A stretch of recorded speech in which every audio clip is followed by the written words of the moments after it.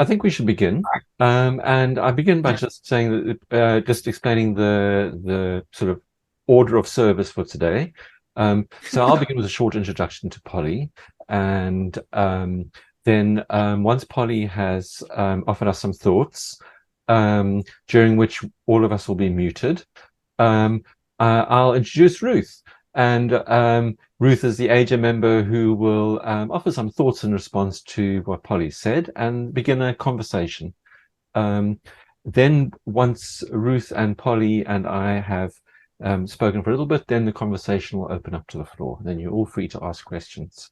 And we have a hard ending of about 2 hours from now because the candidates need our Zoom conferencing for their meetings this evening. Right. But we may wrap up before then, depending on how we go. So it's up to me to introduce Polly, and I sort of sent some notes back and forth to Polly this afternoon. I'm very grateful to you for being available to read my draft. And during the back and forth, I was looking at basically two sides to Polly. Firstly, the side that she's going to talk about tonight, which is her Buddhist side, but also there's one of the reasons that we were put in contact with Polly is that her book that she wrote in 1999, I think it was, Woman and Desire, is being reissued by Chiron as part of a new series of reissued classics. And so I was thinking about gender, and I put some ideas to Polly, and I think some of those ideas are probably going to come up in the form of questions. But Polly wrote back to me and she said, in one short sentence, which I think probably could do as an introduction, but I'm not going to let you get away with that. But the sentence was, I am, after all, mostly a Buddhist, then a Jungian, and then a feminist. So I think that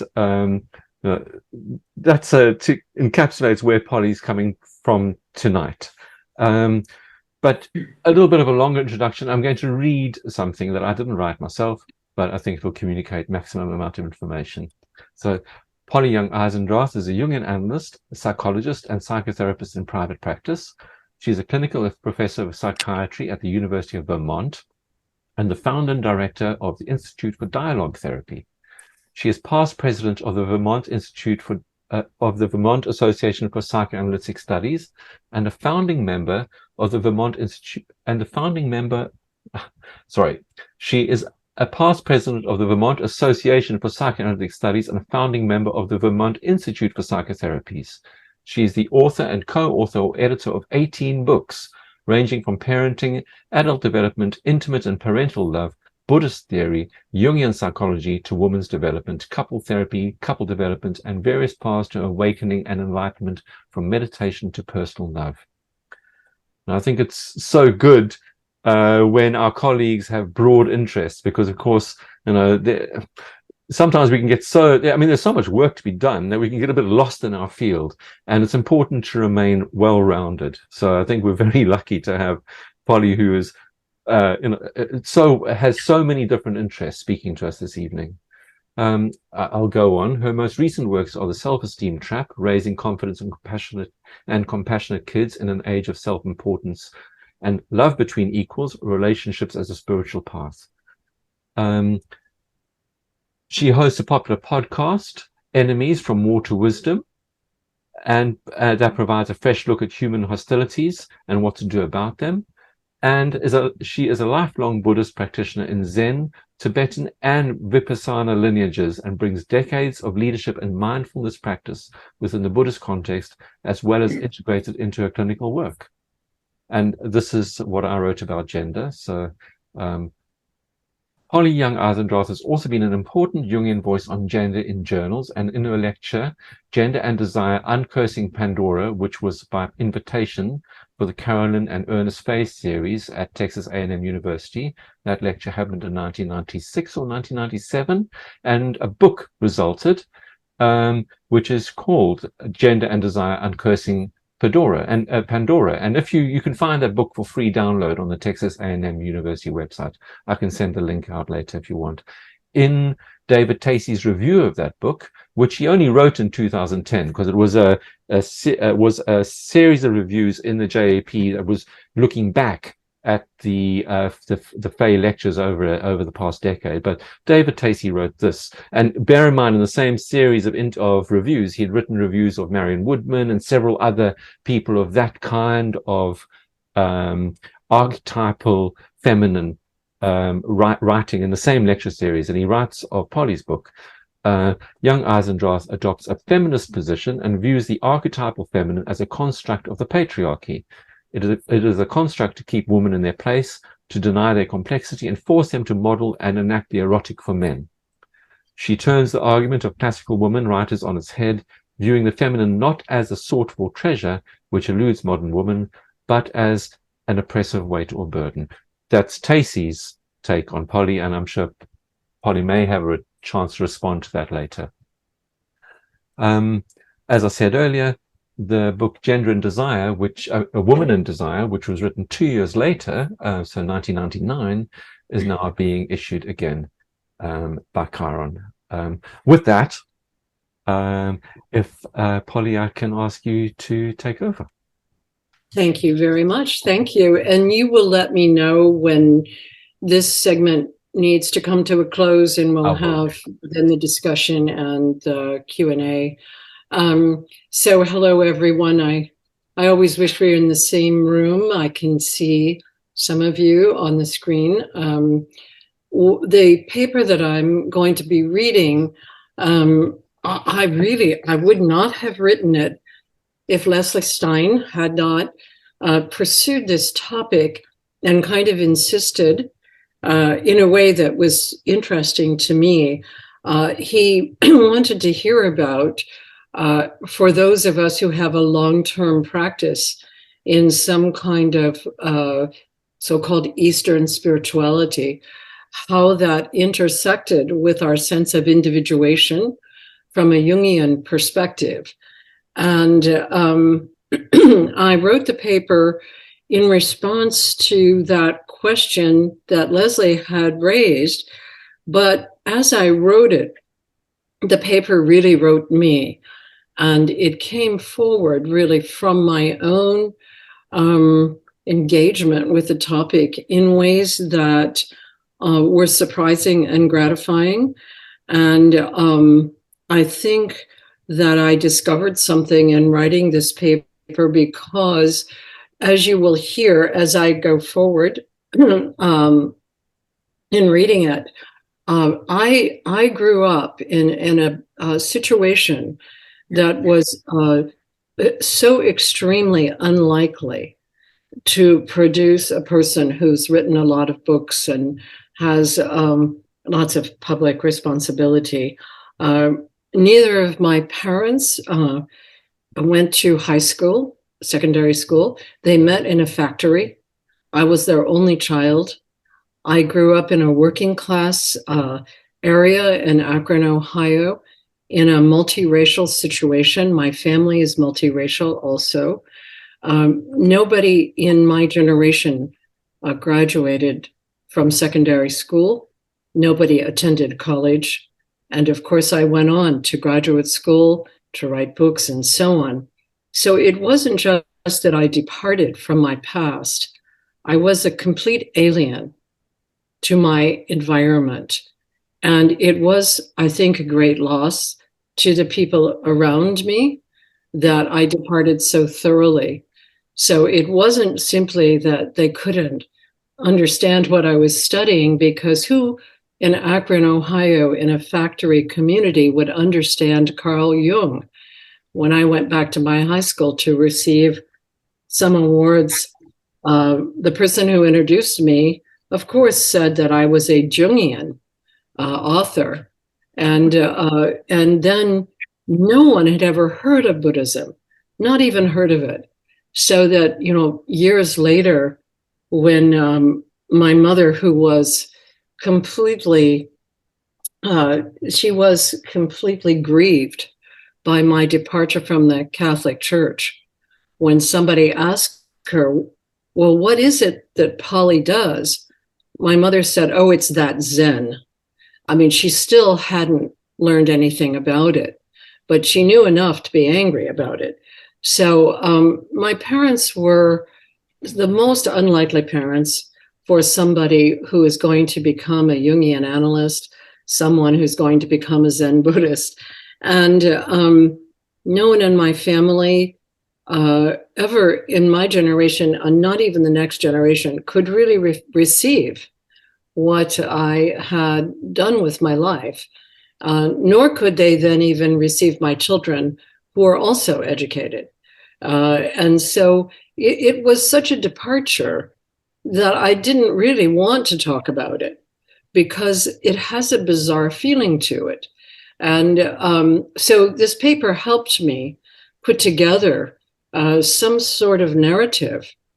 And so I hope I can read enough of it that you can get a feeling for it. I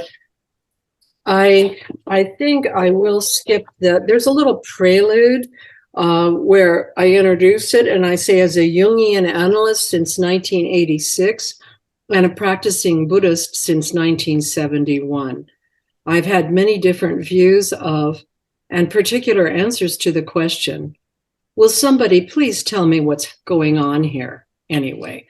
And so I'm going to skip that little prelude and move into the body of the paper and say that I have always faced into my life from the time I was very young with a very deep sense of inquiry. And my father was mentally ill. He had really a borderline personality disorder with transient psychotic states. You'll hear about that in the paper. And so from a very young child, I had to pay close attention to what was being said, whether I should believe it or not. And like many children who grew up, well, let's say many resilient children who grew up in circumstances with a mentally ill parent, you can begin to discriminate when they're talking crazy and when they're not. And I did learn how to do that at a very young age. So, like I said, I'm going to skip my little introduction here. I will tell you that, in case you don't know how to pronounce Akron, Ohio, some people say Akron. It's Akron, Ohio, where I grew up. That was the rubber capital of the world when I was growing up. There were rubber factories there. And then the other part of the title of the paper, from Akron to Bodh Gaya. Bodh Gaya is the Buddhist capital of India. It's in the province of Bihar. And I went there for a retreat on POA, which is the practice of the transition of consciousness at the time of death, and with one of the Tibetan masters of POA, Ayang Rinpoche. So the paper is entitled From Akron to Bodh Gaya, Suffering and Individuation. And it really, the title means to just suggest the distance from Akron to Bodh Gaya, the rubber capital of the world to the Buddhist capital of the world. So I'm going to start on what in the way that it appears in the book is page, let's see, that'd be 3. So this is the section called The Archetype of Self, Context and Constraints. From a Buddhist perspective, we are born into certain causes and conditions. They're often called karma or sankharas that connect with a mind stream or a storehouse home consciousness that travels with us from incarnation to incarnation through diverse lifetimes. Or to be more precise, we travel through space-time within these unknown circumstances that potentiate and constrain our possibilities in meaningful ways, as in, this life was designed just for you. That may perplex and perturb us throughout our years, as in, why me? Why this? But are not entirely, or perhaps at all, under our control or the control of others. While we are responsible for our own intentional actions and speech, we may mistakenly take credit for our mental formations or even our traits, such as my creativity, or disavow our actions, such as my temper is not my fault.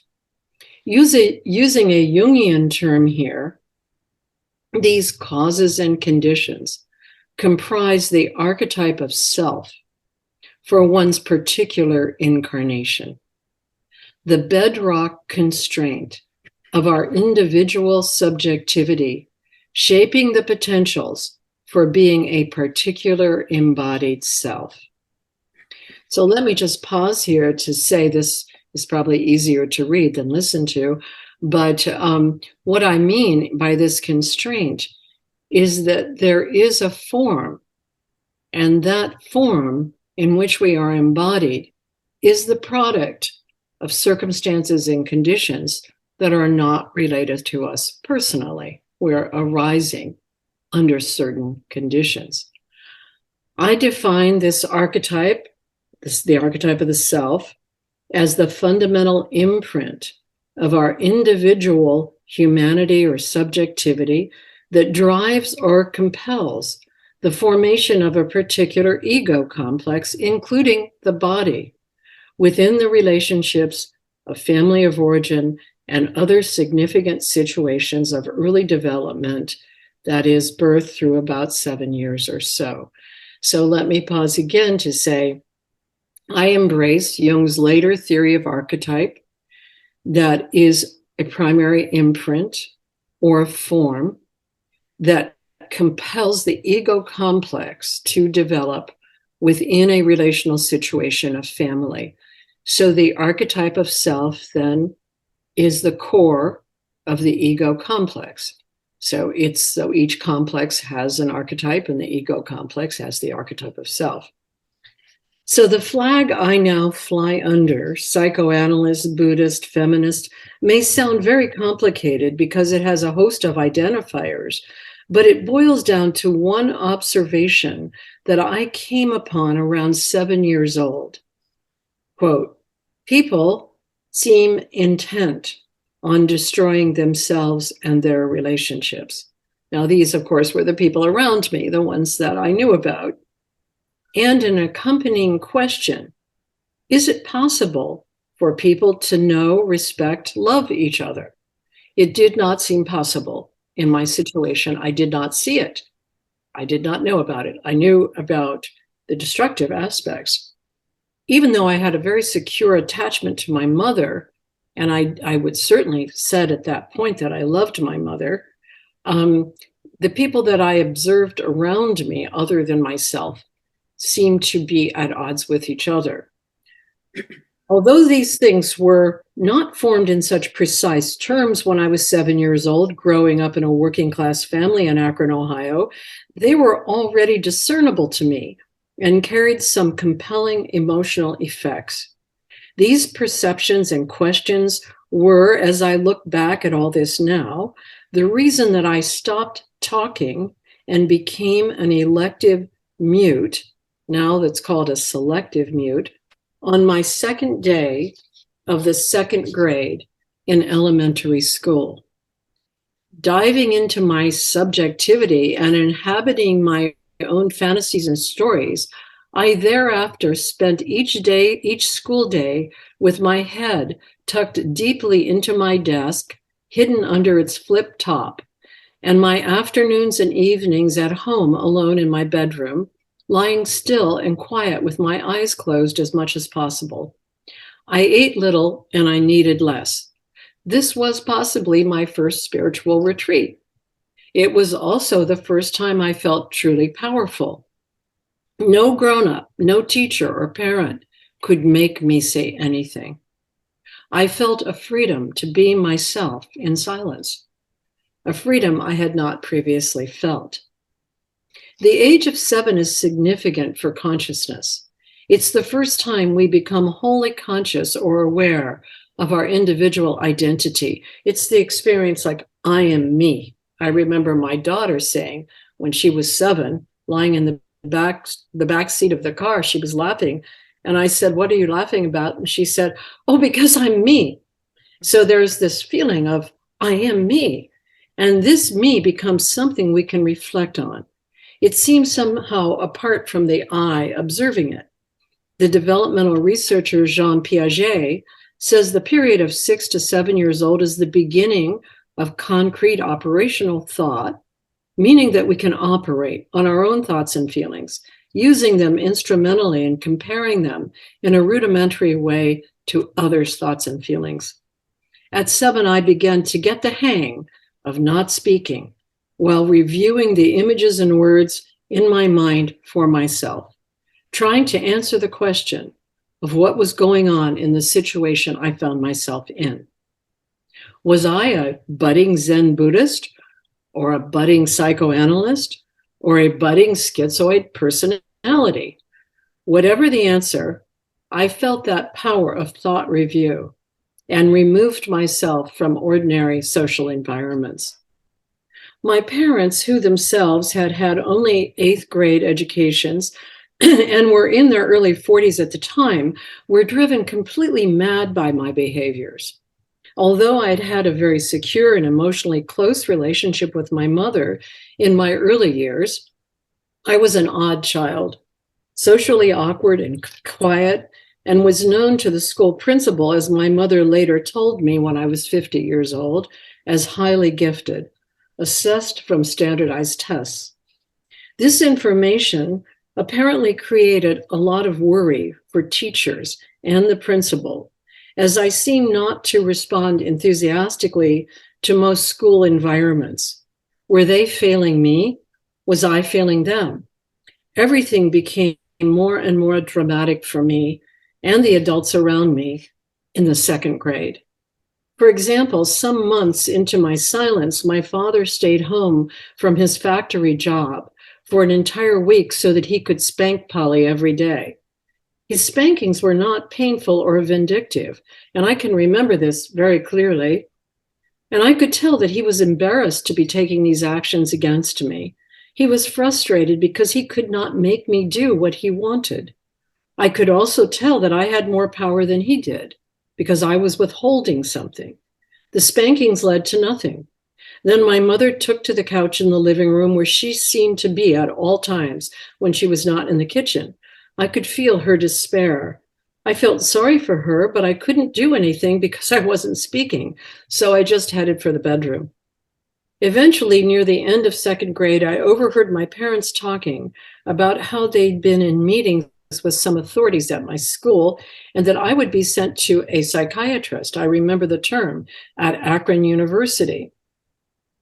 I then began to consider the broader implications of my behaviors. Although I was discovering many things in my private inquiry, I was apparently going to be in a lot more trouble if I continued the silence. My internal stories and fantasies were about bringing an end to human hostilities, to war. The silence began when I had come to understand war from my father's stories of being in World War II. I understood that in war, humans willingly killed each other. Many times I had heard people in my family say something like, "I'll kill you if you do that again," but I had not seen anyone act on that threat. I had seen my aunt beaten up, perhaps even beaten to a pulp, as she would describe it. But my aunt would talk about about what happened in a kind of jokey, carefree manner, telling her story dramatically with a cigarette in her hand, sipping a good cup of coffee at my mother's kitchen table. I worried early on about the overtones of violence around me. I thought the threats were serious but not terrifying until I heard about people killing each other willingly in war. I felt terrified of war. This war and the killings seemed to me to be a big problem that no one talked about, certainly not the adults around me who threatened each other. I would have to solve this problem myself, I thought. I dove into silence with the belief that saints, I was Catholic, often sacrificed their lives, and I could perhaps sacrifice my childish life, imitate a saint, and persuade adults to end war.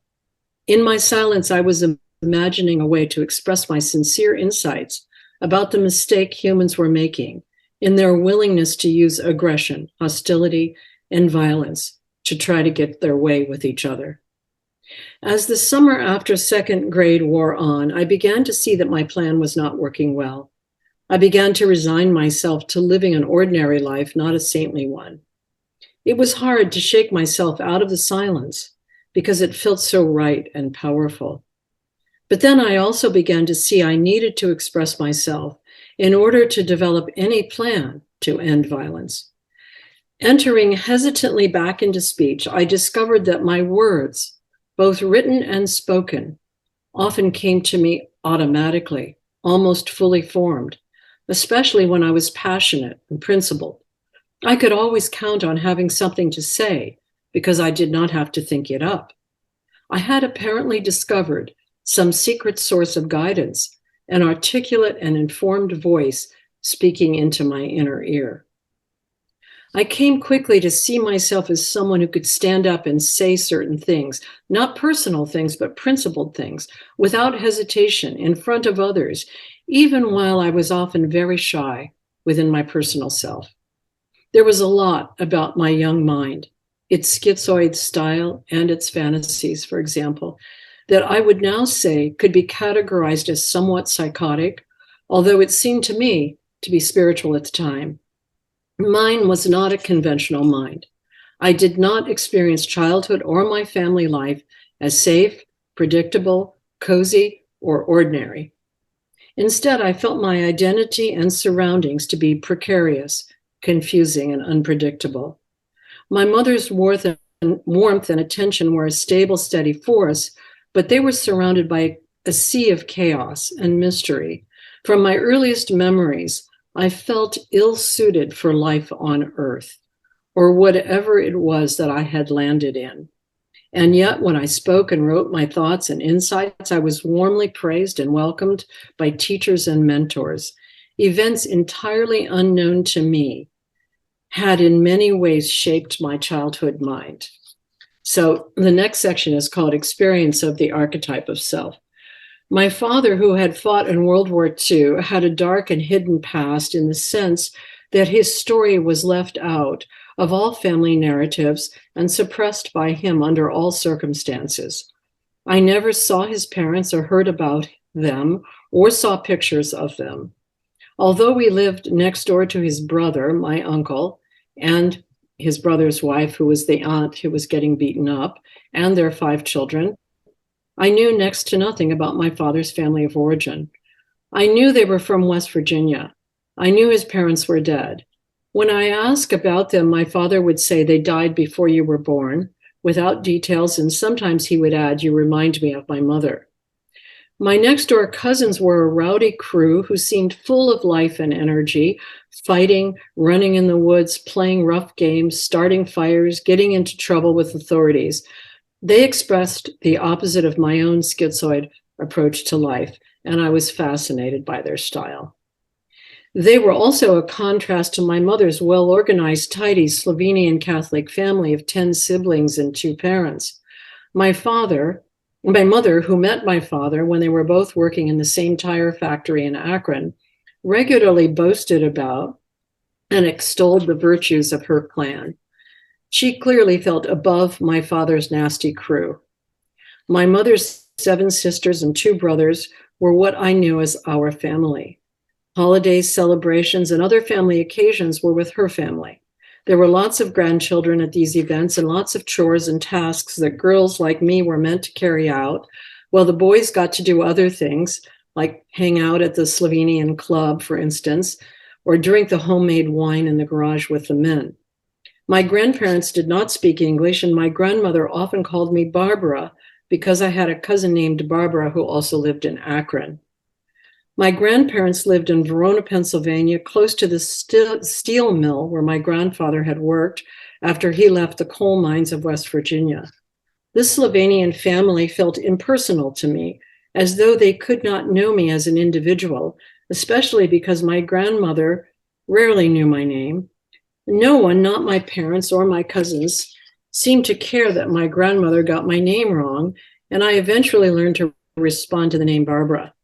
No one in that family ever asked me a personal question, not even the question, "How are you?" Although a few of my aunts hugged me and bought presents for me on outings. I was grateful for their food, the stability, the stories of the old country, but I did not identify with the clan. I identified with the other side, my father's ragtag crew. While my mother was a good caregiver and a well-organized homemaker, my father was weird, disturbed, and yet compelling in many ways. He left for his factory job at 4:30 a.m. on weekdays and returned at 5 p.m. when dinner was already on the table. Erratic and ornery, he was also a good wage earner, by my mother's report. He was also extremely intelligent, had a very high score on the Army Alpha IQ test, wrote poems, spent hours looking out into the fields in our backyard, silent. At night, he was gripped by anxieties and sometimes delusions.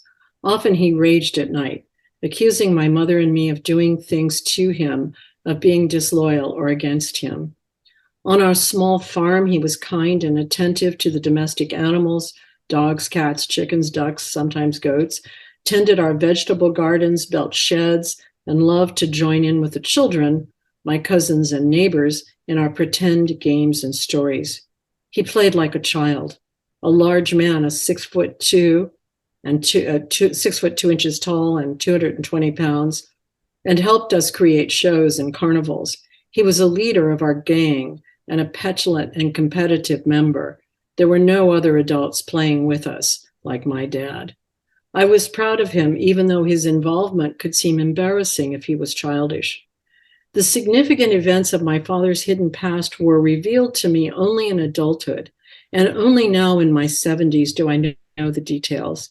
My father, as his brother told me in my 30s, was born into a West Virginia mining family to a father who was a member of the erstwhile Jesse James gang. My grandfather, Cecil Young, was found floating in a river with a bullet in his back when my father was 6 years old. Recently, a cousin of mine from Ohio researched this death and unearthed some poignant newspaper accounts. On September 7th, 1917, the Chillicothe is a town in Ohio, the Chillicothe Gazette reported, and this is the headline, "Floater is identified as Akron man, leaves wife and 4 children." That was the headline. The article reports that a body was exhumed, one that had been unable to be identified because it was so badly decayed after floating in the river for almost a week. But, quote, this is from the article, Friday morning, 2 brothers and the father identified the floater found in Paint Creek as Cecil E. Young. They said he was married and left a wife and 4 children, that he was a carpenter at Camp Sherman and was survived by his wife and 3 sisters. The narrative continues. Young, it will be remembered, was the man for whom his wife and children were searching 5 or 6 weeks ago when work at the camp opened. They claimed at the time that they were starving and were searching for the husband. Whether he met death by suicide, accident, or foul play is not known. That's the end of the quote. According to my uncle, my father's older brother, Cecil Young was found with a bullet in his back for cheating at gambling. And the story continues in the news. 4 years later, on October 29th, 1921, another newspaper, the Akron Beacon Journal, tells what happened to the 4 children and the mother, my grandmother, whom I reminded my father of. The body of Mrs. Louise Young, this is from the article, the body of Mrs. Louise Young, who died Friday at the People's Hospital from the effects of poison self-administered Tuesday evening in a fit of despondency, will be taken to her old home in Gassaway, West Virginia. Mrs. Young was 35 years old and the widowed mother of 4 children, 2 living with her, 1 with relatives, and 1 an inmate of the Boys Industrial School. She had been receiving a pension from the county for the care of the 2 children living with her, but because she'd been giving the authorities considerable trouble and had been neglecting her children, Judge H.C. Spicer in juvenile court Tuesday morning committed her 2 children to the county home for children and revoked her pension. Later that day, my grandmother poisoned herself with arsenic.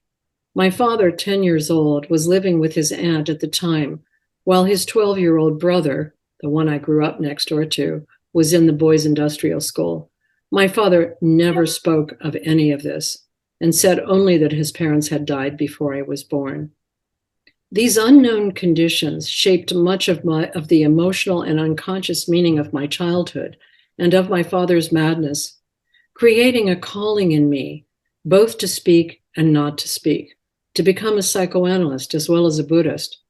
The torture of my father's mind, as well as the intelligence and vulnerability of his spirit, opened questions in me instead of closing off my perceptions. My trauma was largely observed trauma and not directly experienced. The violence and beatings I witnessed but never endured myself taught me about the destructive hostilities in families. Intuitively, I knew the adults around me meant well. I knew they were held captive to some forces they could not resist and did not understand. That's why I wanted to contemplate, in my own mind, the problem of war when I was 7 years old. Of course, it might have gone differently if I had not been a serious introverted child who was wholly dedicated to questions about human suffering. It would certainly have gone differently if I had not had access to one solid and engaged caregiver, my mother. The elective mutism provided my first retreat and gave me the incentive to work within my own mind to find a pathway to discernments, and then to hear my inner voices and their wisdom as distinct from their anxieties. From my earliest childhood, I have memories of many spiritual experiences, including levitation. Without a doubt, I was born into the archetype of the wounded healer, and I embraced it with all my heart as a spiritual path. So the next section is called The Wounded Healer, Catholicism and Buddhism. My mother's Slovenian family was deeply, rabidly, and devotedly Catholic. My mother was my own personal God until I was about 12 years old. I asked her about everything, reported everything to her, and generally felt grounded by her instructions and ideas. Catholicism worked well for me as a structure, holding both the interpersonal chaos and my inquiring mind, giving me a way to understand and digest my spiritual experiences without becoming too otherworldly, as well as a way to access art, stained glass windows, sculptures, that was otherwise absent, as well as music and crowds of grown-ups acting kindly and being quiet. Reading about the lives of the saints and contemplating my own dedication to the big questions, I felt that perhaps I had a vocation as a nun. I spoke about this idea only to my mother, who steadfastly discouraged it. I was her only child, and she wanted grandchildren. I held the notion in my heart as I felt I had some special role in bringing peace to humans through God's insights. When I was around 12 to 13 years old, I surpassed my mother's education, and I began to develop my own friends and move away from my mother as my best friend and my father as my playmate. My mother took this badly. As I look back, I realized she was envious of what was developing in me. At the time, it seemed that she was irritated and unhappy with my achievements and my ideas. Don't let yourself get such a big head, she'd say. You don't need all those boys around all the time. These were the kinds of feedback she began giving me. Nonetheless, I moved on and out into the world because my many truly fine and inspiring teachers and mentors in the public schools of East Akron, Ohio, were aware of my gifts and leaned into me to develop them. I was a star student, and even shockingly, given my oddities, a student leader. My father and mother were not happy about my popularity when it took me away from them, even though they were proud to boast about it occasionally. By my junior year in high school, I was at the top of my class of 401 students, and I had also been sought out by Akron Bell Telephone to become a telephone operator.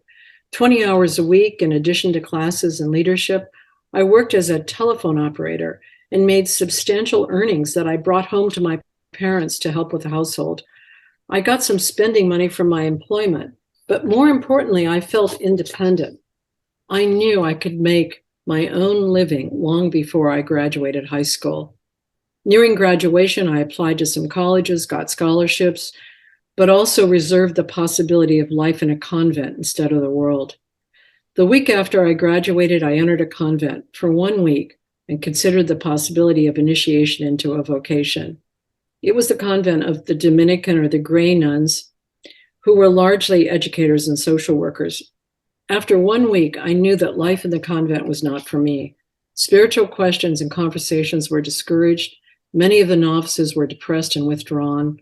I wanted an adventure, not a lockdown in the spiritual world. In the fall of 1965, I entered the freshman class of around 4,000 students at Ohio University in Athens, Ohio. I thought I wanted to become a psychologist so that I could help people with mental illness. I wanted to get to the bottom of what I had witnessed as hidden motivations and longings in the adults around me. I was wholly sincere and without an ounce of irony. I wanted to end war and stop the relentless destruction among humans in their relationships with each other. Taking undergraduate courses in psychology and sociology quickly informed me that these subjects carried neither knowledge nor wisdom of the sort I was seeking. In my honors sophomore seminar in psychology, we were, quote, running rats and nonsense syllables, not speaking with people.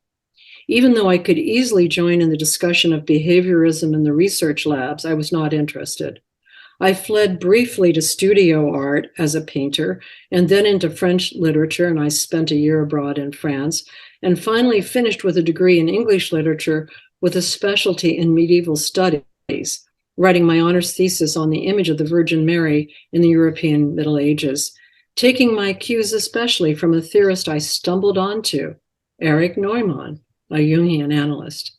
That was my senior year in college. Through him, I discovered the archetype of the Great Mother, allowing me to unpack some of my projections into my own mother and to embrace firmly the natural force carried by female humans. In my senior year, my roommate said, quote, if you really want to find out about Carl Jung, read Memories, Dreams, Reflections. I did, and I fell in love with Jung. He quickly stepped into my father's shoes and fulfilled my fantasies of an Oedipal love affair. But just when it seemed as though I would dive fully into the world of Jungian psychology, I was waylaid by a spiritual breakdown. Reading In Search of the Miraculous by Peter Uspensky in the summer of 1970, I once again took to silence and to my bed. I felt overwhelmed by this challenge of self-awareness, self-responsibility, and agency posed by Uspensky and his teacher, G.I. Gurdjieff, as a means of developing the consciousness needed to reincarnate in a human life, especially for poor working class people like my relatives who would surely slide into some terrible wormhole in the cosmos because they lacked even a modicum of self-awareness. I could feel the heavy burden of karma, the darkness of habitual thoughts and actions as they carried humans into deeper and deeper miseries. I wanted to help. I felt compassion for my family of origin. I could find nothing in the Jungian or medieval works I had been studying that could be applied to the suffering of the members of my family. My first husband, who was a philosopher and a depressive and a Zen practitioner, took one look at my predicament and said, stop mucking around in your thoughts. If you really want to help with the suffering of the world, you will need to learn some Zen. And so in the late fall of 1970, I went up to the Rochester Zen Center in Rochester, New York, from Greensboro, North Carolina, where I lived then, for my first introductory workshop. I was 23 years old. There, I met Roshi Philip Kapleau, the head teacher, who was recently back from 14 years of training in Japan. In his brief talk, Kapleau said some profoundly wise things with the utmost simplicity and practicality. For instance, he said, make your bed when you get out of it in the morning. That is when it's most relevant to you. And then when you return to your bed at night, You will be surprised that someone has made it for you.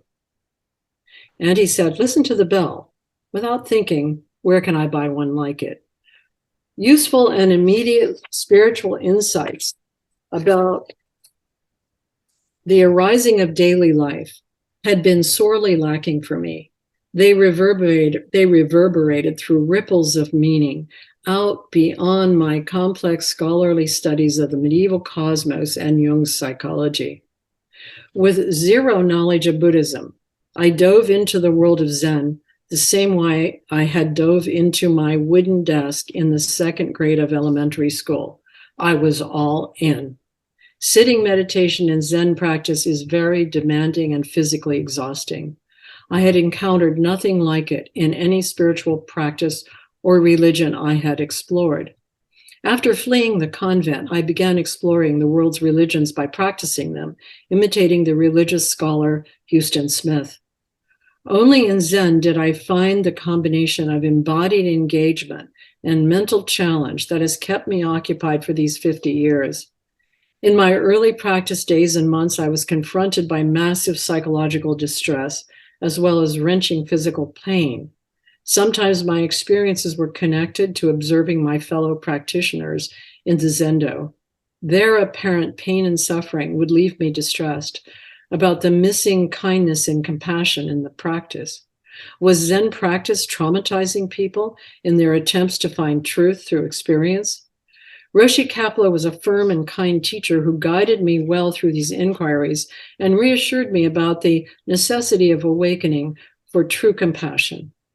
After about 4 years of practicing at the Rochester Zen Center, I decided to take a break from formal Zen practice because I wanted to go to personal psychotherapy, and Kapleau would not permit his students to go to psychotherapy while they were in training with him. His dictum was, follow only one master. Later, Kapleau regretted that, but he was requiring at the time. In my conversations and relationships with fellow Zen practitioners, I gradually discovered that most of us suffered difficult psychological wounds in our childhoods and had a strong father hunger, by which I meant we did not feel fathered well by our own fathers. Kapleau's sweet, avuncular style was a welcome antidote for our hunger, and yet there was not any personal psychological help available. Instead, we were thrown back to practicing on our meditation cushions when we raised questions about the psychological side of human suffering. Also, I noticed that certain kinds of idealization were popular among Zen students, and they had primarily to do with the value of fierce sitting practice. I never heard about the value of fierce compassion or loving kindness. In the spirit of wanting to fulfill my bodhisattva vows, which you take in Zen practice, many times I fainted or otherwise collapsed in the Zendo. And as soon as I could, I would calmly return to my cushion and my practice with zero curiosity about the reason for my collapse. I felt no mercy for my weaknesses. I began to wonder about this kind of compulsion in myself and others. I also witnessed a certain kind of brutal fierceness in the Zendo managers who wielded the stick being a kisaka they used to hit you on your back, at retreats with regular whacks to keep us awake. And so it began to seem that my natural therapeutic strivings that began with my childhood observations of my father's mental illness and my own longing to alleviate it had a valid place in my spiritual adventures. While therapeutic insight was no substitute for awakening, I saw that it played a role in compassion, allowing suffering individuals to commiserate with and embrace each other. I could also see that I personally needed to go to psychotherapy in order to discern what might be useful in helping myself and others with emotional and mental suffering. I spoke to my teacher to say that I would need to leave formal practice in order to find my way. Kapleau generously said, sometimes individuals need to go their own way, and I hope you can find your way on the path. A decade or so later, I was reunited with Roshi Kapleau, and I practiced with him until the end of his life. I grew close to him and was privileged to help him publish some of his unpublished talks. When we were serendipitously united, After our decade apart, Kapleau commented sagaciously to me. He said this, and this has been an incredible guidance for me. When you're walking through a field of high grasses, it looks as though there is no path. But when you look back over your shoulder, it's a different story. You were following a path all along. So when you look back, the grasses where you've walked, it's made a path, and it looks like you're following a path. It seems to me now that this wise comment is a summary of my spiritual development throughout my entire life. I have been following a path that I have not known or seen. So this section then is called Birth and Death, the World and the Self. Two other aspects of my life in the first part of the 1970s are worth mentioning on the path of spiritual development through individuation. In 1971, the year I took my formal Zen vows, I also had an ectopic pregnancy, and my life was suddenly and acutely at risk. In the experience of being saved through emergency surgery, and then later giving birth to my first child in 1972, I faced my first serious encounters with death in these occasions of birth. During the diagnosis of my ectopic pregnancy, I saw immediately how birth and death are different sides of the same coin. I was pregnant, but if I carried the pregnancy even a few days longer, I would very likely die from hemorrhage as a result of the exploding of my fallopian tube. The fetus was already dead, drowned in the blood in the fallopian tube. In my first live birth, I gave birth to a 10-pound baby who was 1 month overdue. This is my daughter, who is now in her 40s. In the 14th hour of childbirth, I saw a bright light at the end of a dark tunnel. I became confused as to whether I was the baby being born or the mother dying. I could feel into both of them. The absolute interface of birth and death is a central teaching of Buddhism. What is born will die, and what dies will be reborn within the cycles of samsara. In my outer life in Greensboro, North Carolina, I was actively involved in anti-racism as a part of the Black Power movement, and I lived and worked in the Black community. My husband was a professor of philosophy at Bennett College, a Black women's college. I considered myself to be a political radical. I wanted my life to be integrated with the lives of people of diverse skin colors and backgrounds, having grown up in an integrated school and neighborhood in Akron. I knew from my experience, as I had known from the beginning, that I needed to discover how humans could live together peacefully with their differences. I also knew from becoming a mother that I needed to find out why women were robbed of their inherent power and heroism. Women risk their lives to give birth to all of us. There are no exceptions. Facing into birth, death, and having children is heroism, plain and simple. At the age of 25, I became a first-time mother and a feminist simultaneously as I dove into the writings of Adrienne Rich, especially her powerful and moving memoir of Woman Born. I was also deeply influenced by her iconic poem about psychoanalysis, Diving into the Wreck. Looking back now, it seems to me that I began to study the self through experiences of the outer world, instead of any particular interest in my subjectivity. My interest in feminism and psychoanalysis came to me by way of childbirth, not by way of concern about being a woman or having a female identity. Instead, I had an experience of childbirth that brought the female hero to my door, and I was interested in the ways she inhabited the space between life and death. My interest in world peace and the creative use of conflict came to me both through my time as a political activist and in my early life as an observer of domestic violence. Exploring my own psyche was the last thing on my list. But in my analysis with June Singer, I began to understand and appreciate that my quote-unquote self was more or less the product of experiences and processes that were unconscious. While I was led to psychoanalysis and to feminism by experiences in life, rather than an interest in my identity or my inner conflicts, in the end, I discovered I knew very little about myself from my conscious perceptions and preoccupations. and that I could not learn much about myself simply through meditation and contemplation. How am I doing in terms of time here? You have time. You have another 10, 15 minutes if you'd like. Okay, cool. Okay, great. So this section is called Psychoanalysis and Buddhism. In the many years I have followed the unseen path of my life through the wild high grasses of my experiences, I have come to feel that engagement with others, especially through significant close relationships, which would include psychotherapy and love, is the via regia to self-understanding. The challenge and particularity of our closest others as we travel the human path of impermanence and imperfection with them permit us to know ourselves through the questions asked and the observations offered in dialogue together. The reflections we see of ourselves in others' eyes stand next to the thoughts and feelings we have about ourselves. We need to hold our self-narratives lightly and make room for how we are reflected. Human life is a social engagement.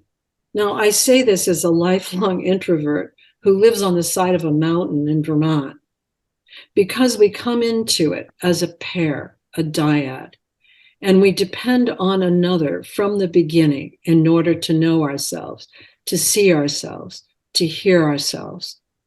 Meditation and contemplation give us insights into the universal conditions of our existence, but they cannot tell us much about the particularity of our own subjectivity, the archetype of the self.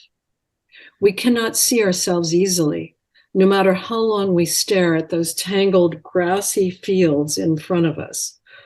And so I have engaged fully in love, both romantic and parental. I was lucky to have had at least one true love in my partnership and marriage to Ed Epstein. Together, Ed and I had many spiritual and life adventures and many opportunities to explore our reflections in each other's eyes. Ed was a psychotherapist and a practitioner of psychodrama. Over the years, I learned a lot from Ed about myself and about couple relationships. Throughout our time together, I became the more formal practitioner of psychology, psychoanalysis, and Buddhism. But Ed was there by my side with all of his questions about the reality of the principles and the practices I embraced. Whatever I came to in my studies and meditations, Ed would always come back to the practical. How was I applying what I knew in everyday life? When Ed was 59 years old, he was diagnosed with advanced Alzheimer's.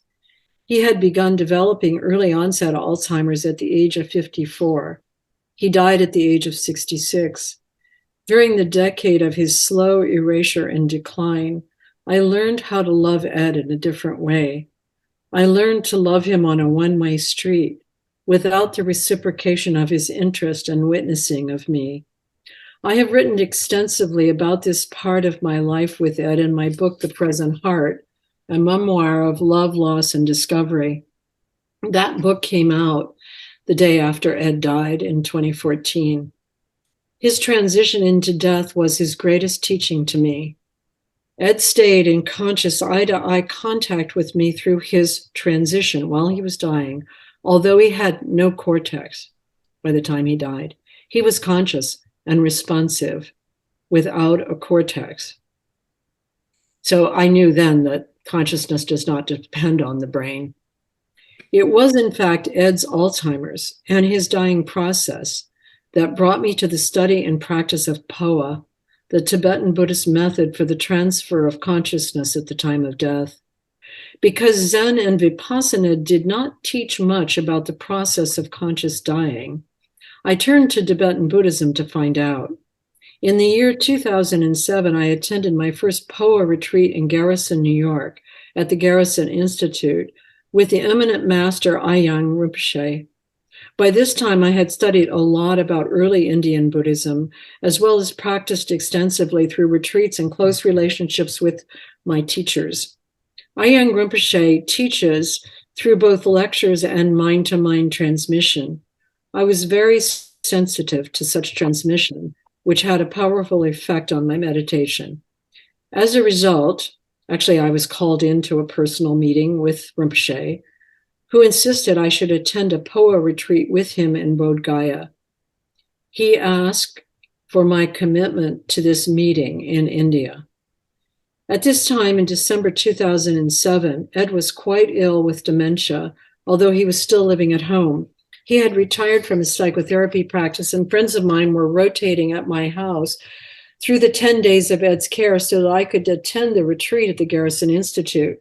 I wanted to decline Rinpoche's invitation, but I found myself conceding and promising to come to India sometime in the near future to attend the retreat there. I was not deeply optimistic that I would be able to follow through. Not only was Ed at home ill, but he and I had encountered a financial disaster. Ed had thoroughly mismanaged our finances during the early years of his disease. I had no money. I had no freedom to travel. But some things changed in my personal life after Ed went into residential care in 2009, and through a variety of circumstances that I could not have anticipated, I went to Bodh Gaya in 2012 and attended the retreat there with Ayang Rinpoche. By the time of Ed's death in 2014, I had practiced POA with communities in India and Denver, Colorado. Consequently, I was informed and able to make arrangements for formal practice of POA during Ed's transition. Practices were done by masters in India and the US, and I'm sure they contributed to Ed's capacity to remain conscious during the dying process. In my dreams following his death, I encountered Tibetan monks who informed me about what they were doing for Ed. Without Ed's illness and death, I doubt that I would have looked deeply into these esoteric Tibetan practices and learned about the transition of consciousness at the time of death.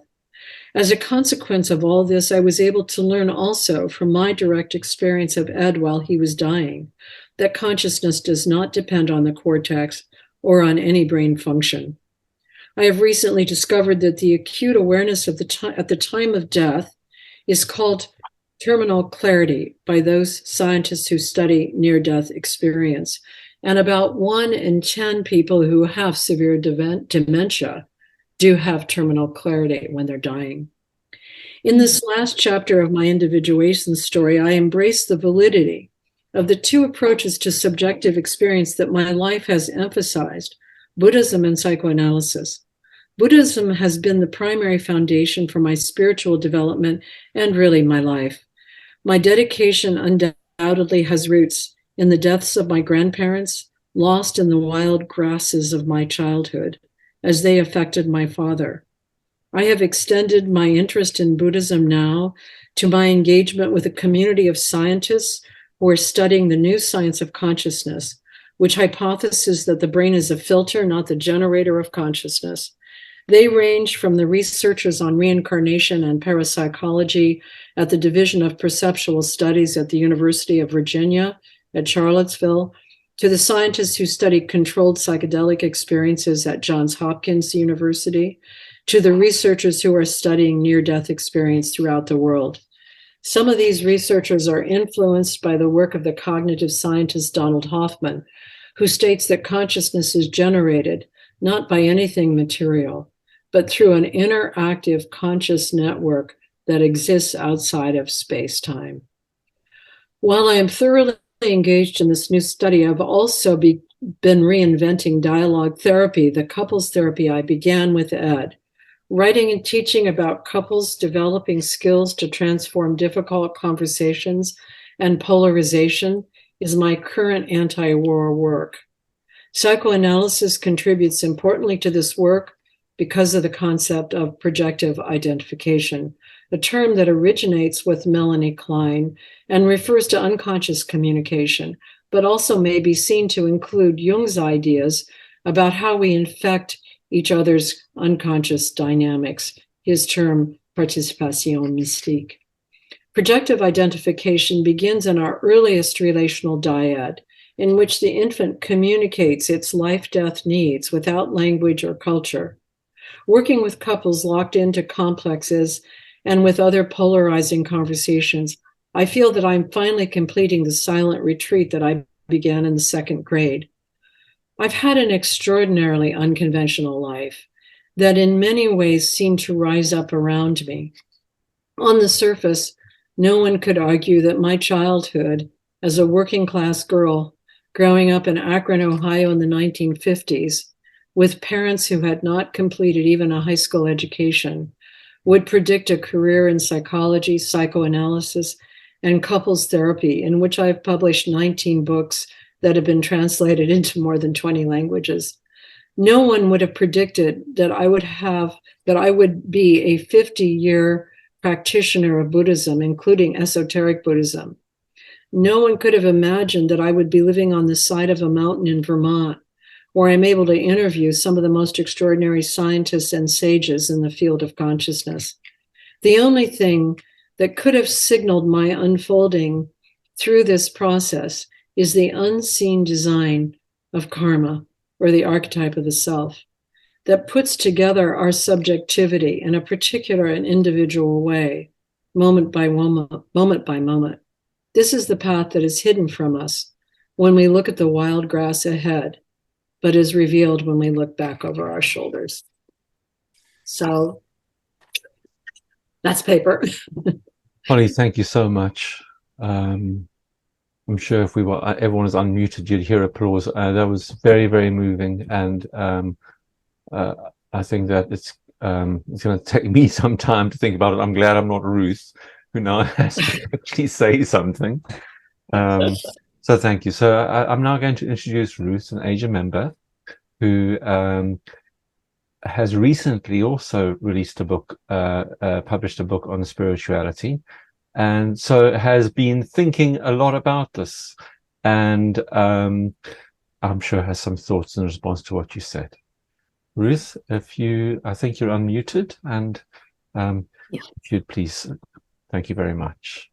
Thank you, Stephen. Yeah. Firstly, thank you, Polly, for such a beautiful paper. I'm sure we're all very moved by what you've said. It's just it's an unusual and really beautiful piece of work. Thank you. And I must apologise too, because I was only asked to do this at very short notice, and so I've had almost no opportunity to prep something. But I did read the paper in advance, so I had that opportunity. So I haven't been able to kind of present you a kind of formal paper in response. But I have managed over the course of today to, in between patients, to jot down some thoughts, which I'd like to share. It's probably better this way, frankly.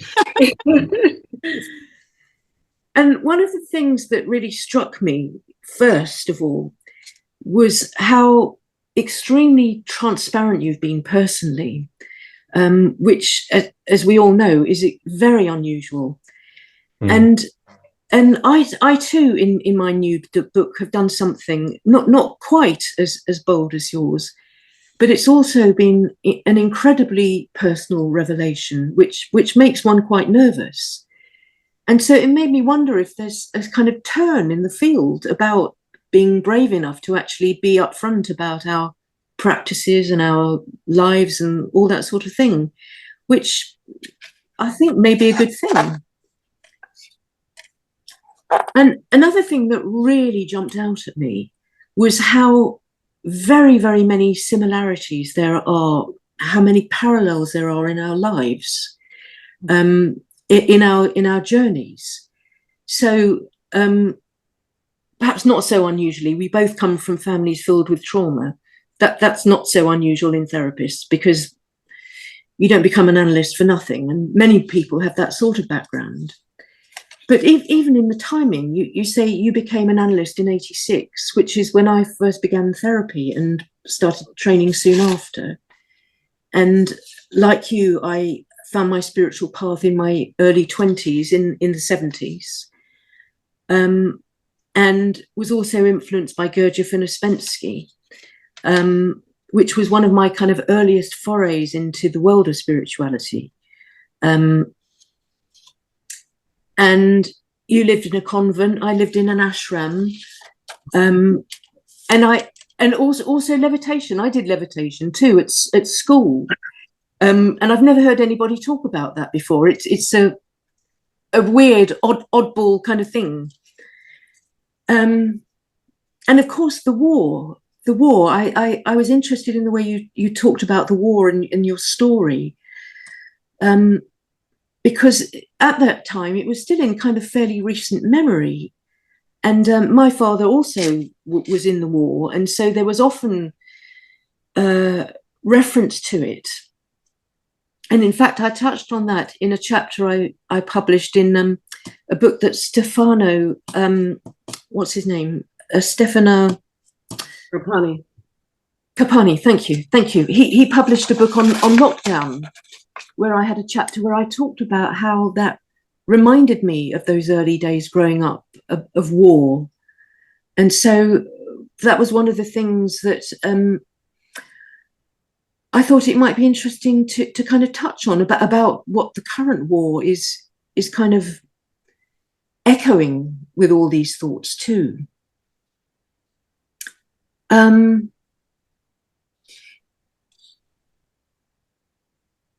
Another parallel, which I personally found interesting, was the way you found that in your community, there seemed to be an inability to deal with emotions and difficulties.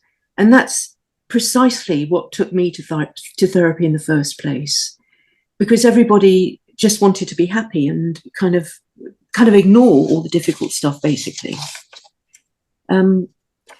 But aside from that, we do come from completely different cultural backgrounds. But I just found it remarkable to kind of notice all those different things. One of the things I wanted to draw you out on, which I suspect everybody will be interested in, is the whole process of POA that you've talked about, the idea of conscious dying. And it reminded me of a talk I attended just a few days ago at the Scientific and Medical Network with Rupert Sheldrake, where he was talking about being present when his brother died of Alzheimer's. And he said that at the moment of death, he had he sort of became lucid again and was sort of in his right mind. So when you talked about terminal clarity, it just struck me as exactly the same as what he was saying. And he sort of came to similar conclusions, but the talk was about memory. And he said that when he witnessed his brother suddenly from this kind of very shredded state, being able to remember things and sort of be back to his normal self, if I can put it that way, he sort of realized, well, memory can't live in the cortex. It can't be in the brainstem.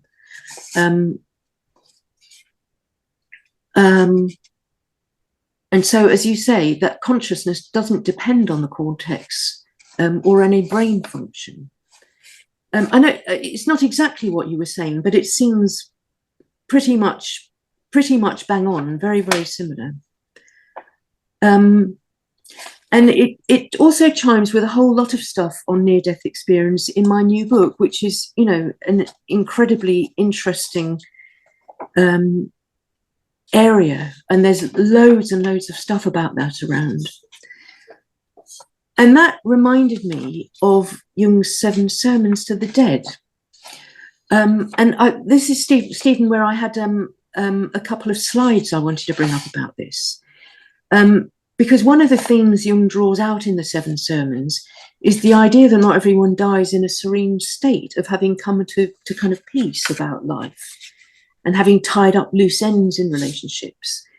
And of course, it's a very fortunate individual indeed who does reach that state. And it raises important questions as to whether we continue to individuate to fulfill our potential as souls after death, which could be a very long discussion. And of course, I mean, you could argue either way. But obviously it has to remain conjecture because we don't know the answer to that.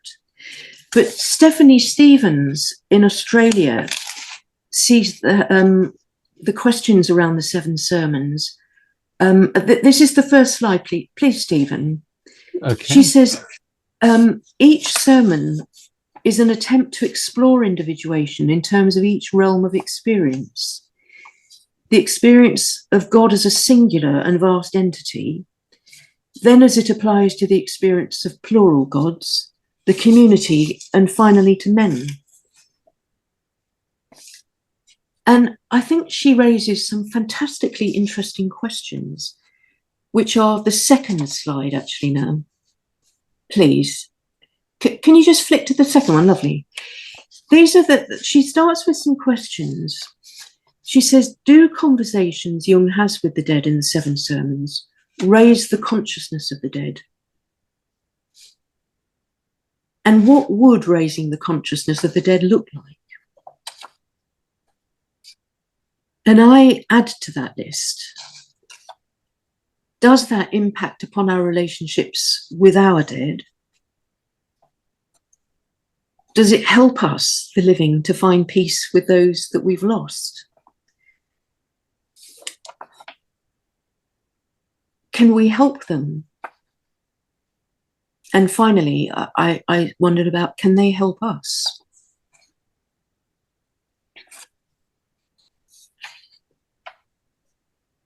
So I'd be really interested to draw you out, Polly, about Poa and what that means. You talked about transferring consciousness at the time of death, for instance, and I'm not certain what you mean by that exactly. Initially, I wondered if it was something a bit like lucid dreaming, which personally I see as quite megalomaniacal, but I don't think that's what you mean.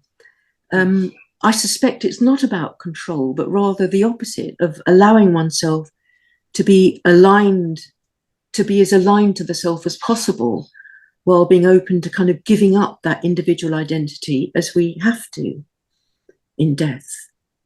Allowing ourselves to return to ...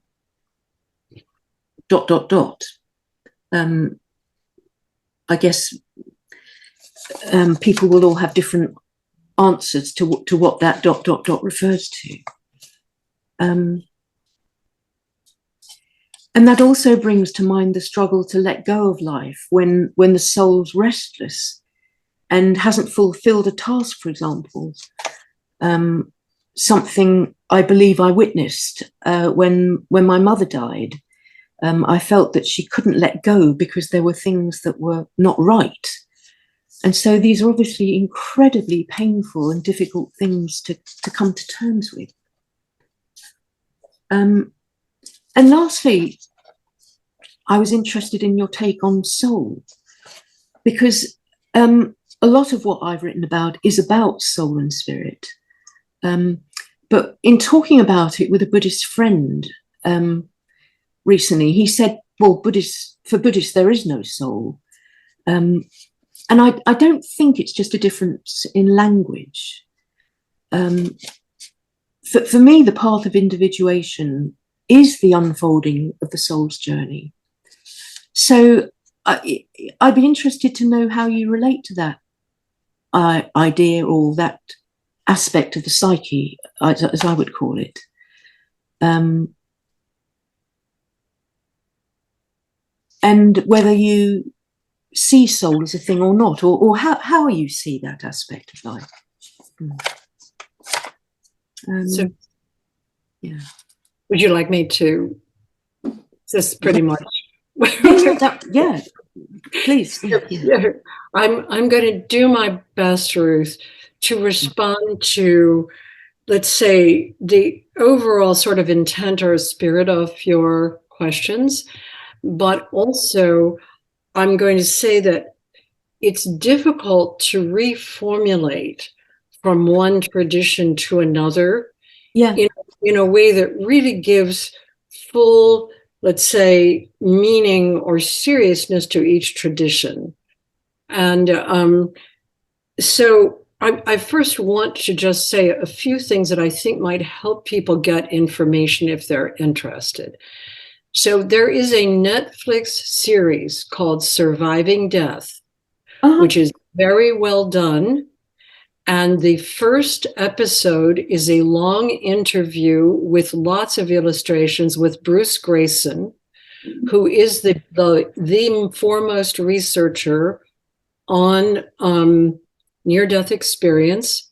And I have an interview with him. Actually, I've done a couple of interviews with him. And that research is comprehensive over thousands of cases. So the book is called After. The Netflix series is called Surviving Death. And the first episode is with Bruce. The sixth episode is with James Tucker. And I've also interviewed him. And if you want these interviews, I have an app it's actually a website called realdialogue.com, www.realdialogue.com. On there are my interviews on these recent interviews on reincarnation, consciousness, and so on. There's a whole group of scientists. Most of them are located at the University of Virginia at Charlottesville, but also at Johns Hopkins. And Roland Griffiths is the foremost one at Johns Hopkins. Is this www.realdialogue.com? Yeah, all lowercase. We could put it in the chat, except if somebody else would just put www.realdialogue.com in the chat, all lowercase. So that there is really a lot of information about reincarnation, about near-death experience, about consciousness at the time of death. It is no longer the case that we cannot say. We don't know what all of this means, because I will say briefly, most of the research that's been done, excellent research on reincarnation, is done through Ian Stevenson and then James Tucker. And these are children that remember their past lives. And so they're children that died in childhood, and their past life can be rechecked, it can be checked out completely. Right. So the cases that are in the Netflix series, the first case is a little boy who's 5 years old, and he remembers his location, his family, and everything from his past life. And he died, I think, at the age of 4. And he's a white boy in the incarnation now. He's a little black boy in the life before. They check out the whole family. The cases in James Tucker's work, which Ian Stevenson started the work in India. And the reason they began in India is because people had no problems with the idea of reincarnation. And so they wanted to know, could they research lives and really get the details? Yes, over 2,000 cases. But they began to work in the United States on this quite a while ago now. They have over 2,000 cases in the US. They have very strict protocols for confirming. And they're working with children, because children after 4 are amnesic for their previous lives. So if they're going to remember, they're going to remember it around 3 to 4, maybe 5 at the stretch. When I asked James Tucker, I asked him lots of questions, but I'll just tell you this one very interesting thing. So both James Tucker and Bruce Grayson, neither one of them has any spiritual leanings. In fact, Bruce Grayson's father was a chemist, and he said he grew up as a materialist. And when I asked James Tucker, what's the most surprising finding, he said in 80% of the cases that they have documented, which again are the cases they've documented, they don't in any way say this is everybody. These are just the cases they've documented. 80% of the cases, the children are born within 4 miles of where they died. Wow. That was the most remarkable finding. Gosh. And of course, their cases, largely the children have died of some difficult accident or other experience that coalesced into a memory in their next life, because it was so traumatic, like a fire accident or something like that. So Mark Matusik, who was my co-host in this series called Beyond the Fringe. We were the ones talking to Bruce Grayson. And when Mark asked Bruce, so I said to Bruce, well, what stands out for you in your experience as a researcher? He said, I have no doubts that consciousness goes on beyond death. He said, I have no particular beliefs to support that, but I have no doubts from the research.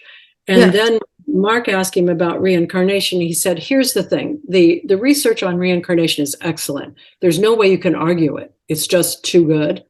But he said, we don't understand space-time. So right now they have a case of a child who remembered past life with all the details that they're looking for. But that person died 6 months after this child was born. They also have another cases of 3 children who lived the same past life. So space-time is so not... Hold on a minute. So if the child was born in January and the person died after, right? How can that life enter the child born earlier? Time is not sequenced in the way we believe it is. So is that the soul that we're talking about? Because the life there. No, not in this. Okay, so now this is the other thing. So Buddhism is very precise about things arising and passing away moment to moment. That doesn't mean that there's no continuity, but it means that the continuity has gaps in it. In the same way that you are not the same person now that you were when you were 3, when you were 14, when you were 25. Yeah. There's not the kind of continuity that we imagine in our mental images. So there's a constant impermanence, a process of change. Yeah, yeah. So while we would say, I can say, yes, I recognize something of Pali is there at the beginning, was there in the middle, is there at the end. It has something more to do with the form or the, let's say, constraints of the Paliness. The essence is the same person, though, isn't it? It's not the essence. From a Buddhist perspective, there is no essence. Everything is elaborately interconnected. So it's like Indra's net. It looks like it's a point on the net, but it has all these things together. Yeah, yeah. So what constrains this? What constrains this life of Pali? How did Pali get at 7 years old to be blah, blah, blah? Yeah, yeah. It's the karma. It's the habits that are constraining this consciousness. And these habits, does Pali break through the habits through becoming aware and changing, or does Pali continue with same habits? Yeah. So my mother, for example, never broke through. After my mother died, and I was with her during the dying process, it was very clear to me from my dreams that she was in this realm that the Buddhists would call hungry ghost. Yeah. She was still connected to the life that she had just led. Yeah. The desires from that life were still with her. So she was around, engaged, instead of moving on. Yeah, yeah. So that wasn't her soul. That was, you might say, her bad habits that were constraining her. And once I kind of worked with it, so did Rinpoche. She let go. She's moving on. Whatever it is, she's not attracted to the desires from this past life. So, you worked on that after she'd passed. Yes. Yeah. I worked on that. I mean, actually, I worked on it at different, in my view, different times. Yeah. But what is space-time? Now I'm talking to the people that are talking about space-time. So, the material world as we understand it, now physicists are saying, space-time is not the foundation of it. The speed of light, the speed of sound, these are not the ultimate. There is something generating space-time. And they're getting to that through subatomic physics, particularly research on essentially trying to find the smallest particle is resulting in the collapse, of the space into a dark hole. I mean, I don't need to go into that stuff, but basically, from a Buddhist perspective, which can be understood to be comprehensive of Jung's psychology and comprehensive of many systems, there isn't an essential self. There is no soul. There is nothing separated out from everything else in that way. Well, so I don't see it as separated out. It separates out because we say it is a thing that continues. If there is no thing that exists, even if there is no thing, then there are these processes that arise and pass away, and they are forms. And the form might have continuity, but also are a mental picture. Like my mental picture of Polly is, at this point, I think Polly kind of in my mental picture is maybe in her 40s. She's the one I see in the mirror, Yeah. But she's not the one that was 7 years old either. That's not Polly. But if you think of these things as energies, and the energies connect, a bit like IndrasNet, as you're describing, they're sort of different aspects of an energy, aren't they? Well, so that forms that evolve, there's I think of it as, from deep meditation practices, I think of it like a concatenation, this to this to this, but there's a stream. There's a mind stream.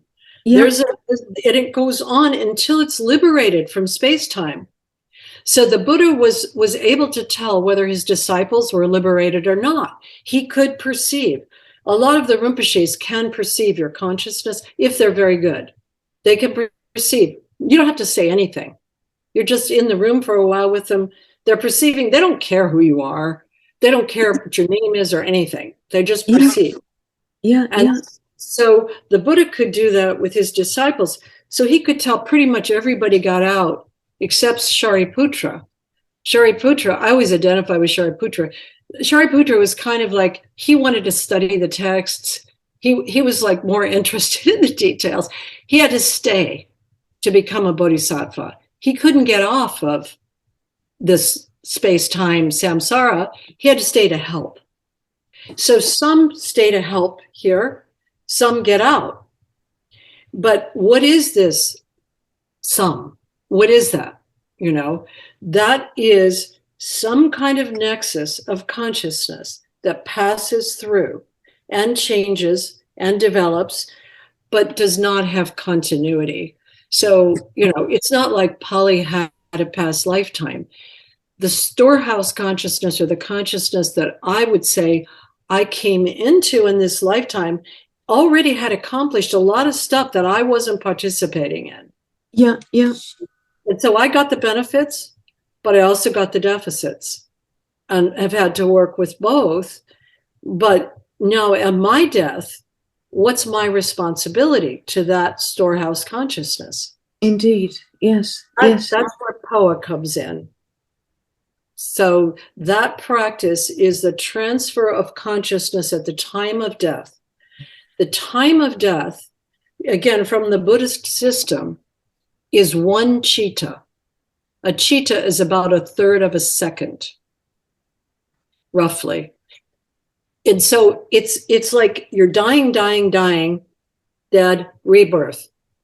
And so the nature of your consciousness, that is what you, let's call you, Ruth, Polly, are feeling and thinking at that of death, will determine a lot about whether you're going to just faint, essentially. A lot of people just faint when they die. They don't have any awareness at all. And then they waken, and they're in that first bardo, and it's like a dream state. Yeah. And they don't have much control. I'm just remembering the conversation we had when you taught, and we were talking something along these lines. And I remember that I gave up my organ donation card because of what you said about it being the organs just being taken too soon. Yes, And exactly. that absolutely made sense. Yeah. Yes, because there's a process. And humans get we all get very fixated on our little life, like, I want this life, I want this to stay just like it is. And really, it's not possible. It never stayed. It never stays for a moment. It's always moving. It's always leaving and coming and leaving and coming. And it's like we make a lot of mistakes because of materialism. I truly believe we're now leaving the era of terrible, vast materialism. I think. Oh, are we? My God, we've got a long way to go. Got a long way to go. But when you talk to these scientists, it's uplifting. They're on it. Even the materialist ones are on it. Like Bruce Grayson, he's like, consciousness goes on after death. And he said, it has just been proven to me. I'm a materialist. I have no beliefs about it. And so, but that changed his whole mind about physics and everything else. Yeah. So, as soon as you get that, you start getting a different view about what's happening. So just to pin you down a bit more about the POA, it's a process of sort of coming to a more peaceful end so that there is the flow on. It's a settling of the consciousness. Now, you can learn to practice it yourself, but you can also have a Lama practice for. I mean, I'm not good enough at it, man. I'm going to sign up for everybody to practice for me. I mean, I am not at that level. I know what the level is like. I don't have it. Yeah. So you can get help. You can always get help. It's like a doula, but at the other end. Yeah. You can, it's like it's a doula at the other end. And there's a lot of help. There's a book called Dying with Confidence, very worth reading, Anyan Rinpoche's book. And basically, you need to get your small group together who you want to be around you, at least get a plan, and then do your advanced directive, and then see what you can do to make yourself feel at ease with dying. Yeah. Ease with it. It is a part of living. It's a natural process, not an enemy, not to be all kind of freaked out by, It's a rare thing, though, to be able to come to that place, isn't it, of acceptance that you are? Well, I think it depends on a number of conditions, but I think one big condition is get to know the dying process. Be with the people when they're dying, not just visiting them, but be there when the transition is happening. Get some spiritual advice about it also. I mean, I like POA practice, but not everybody would like it. But you don't have to be Buddhist to do it. I mean, you do have to find a teacher or something. But I feel like the more familiar you get with dying, and the more familiar you get with this new science of consciousness, Hopkins, University of Virginia, they're terrific people. And then Donald Hoffman's work. Fantastic. Yeah, I'm going to check this stuff out. It's great. Yeah. And so, it's on the television. It's on the TED Talks. It's not remote anymore. So I actually think that living and dying are very close together. Yes. I don't think they're very different. Every night you go to sleep for some period of time. You don't know who you are, what's going on. You wake up in the morning and you try to remember. It's divided by one breath, isn't it? Yes, it's very, well, it's like every moment, though. Every moment you're alive, you're dying. From the moment you come in, you're dying. Yeah. From the moment you're born, you're dying. I mean, I could see that by having my very first experience that was really threatening was an ectopic pregnancy. Yeah. And then giving birth, I was dying, giving birth to my daughter because she was so large. And I saw the light, and I recognized I was practicing Zen by that time. I recognized I must be dying, you know, or am I a baby getting born? It wasn't really clear to me when I was in that process. So, you know, basically, I think that Jung's insights are often very profound, and at the same time, he did not have the opportunity to meet the practices that many of us have now met. Sure. Yes. He imagined what they might be like, but he didn't know. And I'm conscious that I don't want to hog you, Polly, yes, much as I'm so glad that I invited you to be the respondent, Ruth, because the conversation has been wonderful and so rich. But there may be others who have just questions or who have comments. So we don't have very long left in this meeting, at maximum 20 minutes, but probably shorter. Okay, well, this is a conversation that could go on and on. And there were questions that I wanted to ask that I didn't get around to asking. So this has clearly been a really very, very rich evening. Well, evening for me, morning for you, Polly, or early afternoon. And I'd just like to end by saying thank you very much, Polly, for taking the time to speak to us. And thank you, everyone, for being with us today and participating. And thanks to Ruth, who is, I think, had to go on to another meeting. Yes. So with that, can I thank the group first, just for a moment, to say thank you for your attention and your involvement. I hope to speak to you again. Certainly I'm available on so many different sites or whatever, my name, and Real Dialogue. And I'm always looking for a community of people interested in the study of consciousness. So thank you for having me, and thank you, Stephen. Thank you, Polly. Okay, with that, thank you, everyone. Goodbye. Bye-bye. Good night.